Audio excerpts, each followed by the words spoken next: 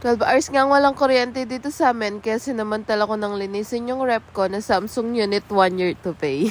Charis! Pag kasi gantong matagal na walang kuryente, yung turo sa akin is 2 hours mo siyang sisindihan ulit nang walang laman. Kaya ganun yung ginagawa ko kada every time na matagal na nawawalan ng kuryente dito sa amin, at time ko na rin para makapaglinis ng rep. Sandali nga lang siya linisin dahil hindi naman siya ganun gano karami. Pagkatapos ko nga dito sa may freezer is sa may ref naman ako banda naglinis. Ito nga yung time pag naglilinis ako ng rep is natatapon ko na yung mga pagkain na matagal na nandito at hindi na namin magagamit. Sobrang mahal ko tong rep na to dahil katas din siya ng cake business ko. Hindi ko nga ma-imagine na magkaka-rep ako ng gantong kalaki at gagamitin ko siya sa cake business ko. Kaya nung nakabukod na kami, ito yung unang appliances na binili ko at nilakihan ko na para pagmaramihan yung order ko. 3 months na lang nga to at matatapos na. Ano kaya ulit masarap utangan?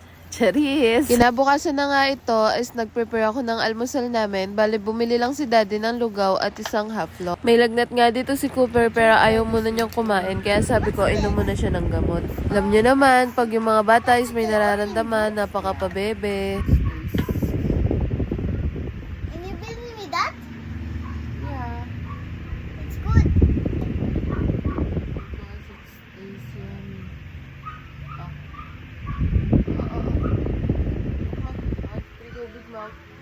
You drink the water.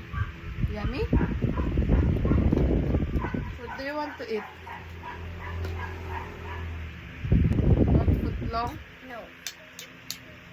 Later eat ka na. Rest ka. Yeah. Hindi ka. Last na ini. Para alaning fever mo. Lan mo. Babay ne. Ay? Babay ne because you eat. Ay? Ha? Awak kang cute. No ka bad! Galit na ako. Sige, babu ko. Ay! Na! Yabang? Na! Ano mo? Awas mo.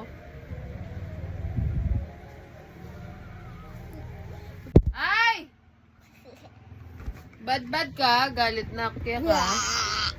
Na! Katalareng nails mo kang cute na. Pastor no! Dan na inyo oh.